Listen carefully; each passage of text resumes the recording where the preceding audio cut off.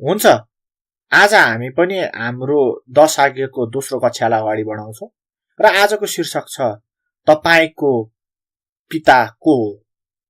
हुन्छ, यो प्रश्न चाहिँ येशूले त्यति बेलाका धार्मिक अगुवाहरूको अगाडि राख्नुभयो। यसैले म विचार गर्छु पहिलो आज्ञाले वास्तविक रूपमा जोड दिन्छ कि हाम्रो जीवनको पिता को हो त? हिब्रू शब्द पापको लागि हाथा हो, जसको अर्थ हुन्छ चिन्हलाई छुटाउनु, र यसको उल्टो शब्द हुन आउँछ अंग्रेजीमा चाहिँ बोझा।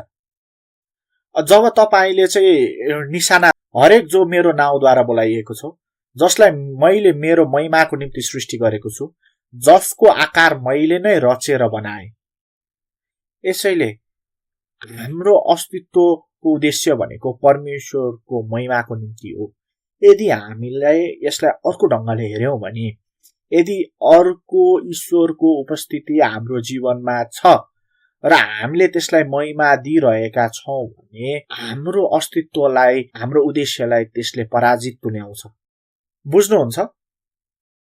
यसैले यदि हाम्रो जीवनमा अरू ईश्वरको उपस्थिति छ भने हामीले हाम्रो अस्तित्वको उद्देश्यलाई पूरा गरिरहेका छैनौं, जसको अर्थ हुन्छ हामीमा परमेश्वरसँगको सम्बन्धको अस्तित्व छैन।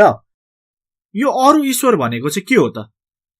हाम्रो जीवनमा अरू ईश्वरको स्थिति छैन भन्ने कुरा निश्चित हुनको निम्ति हामी निकै नै ध्यान पुर्याउनु पर्ने हुन्छ। यस जोड दिनुहुन्छ, म एक मात्र परमेश्वर हुँ। व्यवस्था 4 अध्यायको 35 पदले भन्छ, परमप्रभु नै परमेश्वर हुनुहुन्छ र उहाँ बाहेक अरू कोही छैन भनी बुझाउनलाई तीतहरूलाई देखाइएका हुन्। हामीलाई यसले के बताउँदैछ त? अरू कुनै देवी देवता छैनन्, ईश्वर छैनन्।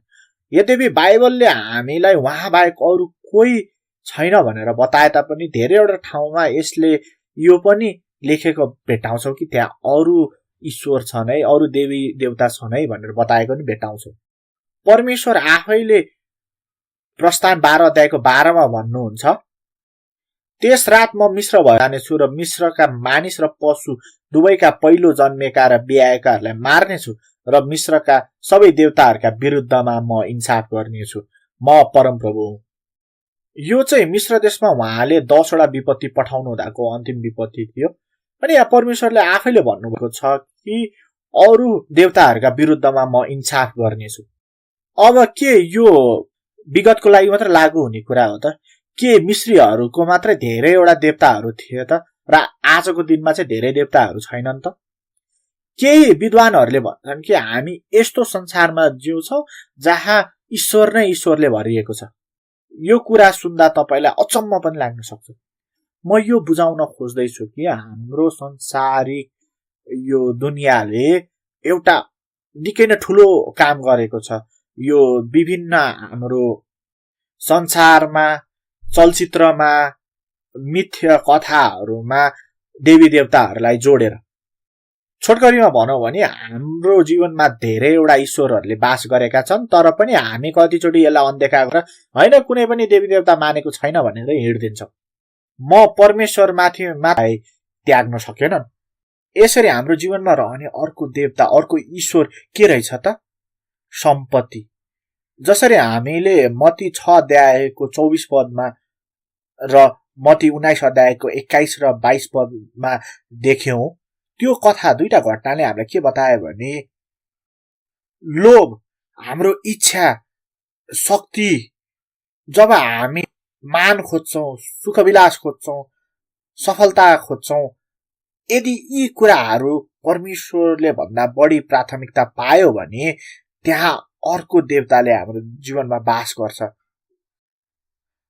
अनि हामी आफै पनि कतिचोटि हामी आफै पनि हाम्रो निम्ति ईश्वर देवता बनेर बसेका हुन्छौं।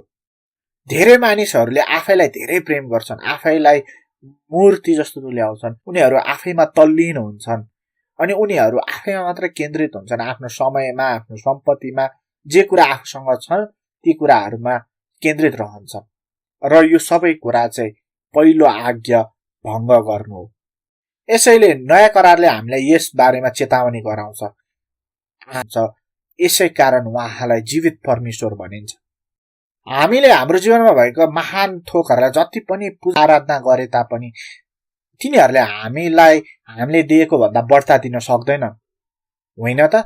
किनभने परमेश्वरले भन्नुहुन्छ, किनकि परमप्रभु तिमीहरूका परमेश्वर नै ईश्वरका परमेश्वर र प्रभुका प्रभु, महान परमेश्वर, शक्तिशाली र भययोग्य हुनुहुन्छ। अब त्यो पहिलो आज्ञाको अर्को भागले भन्छ म बाहेक। त्यो म बाहेक भन्ने भागले चाहिँ हिब्रूमा मुहारलाई जनाउँदछ। मेरो मुहार बाहेक भन्नेले अर्थ दिन्छ, मेरो अघि अथवा मेरो मुहारको अघि भन्ने अर्थ लाउँछ। बाइबलले सुरुदेखि अन्त्यसम्म यही गवाही दिन्छ कि परमेश्वर बाहेक त्यहाँ अरू कुनै साँचो प्रभु छैन जो त्रिएक परमेश्वर हुनुहुन्छ। यसै कारण त्यहाँ एलोहिम भन्ने बहुवचक शब्द प्रयोग गरिएको छ। हुन्छ, आउनुहोस् हामी केही खण्डहरू हेरौँ। परमेश्वर मात्र प्रथम, उहाँ एकमात्र सृष्टिकर्ता हुनुहुन्छ र उहाँ मात्र जीवनको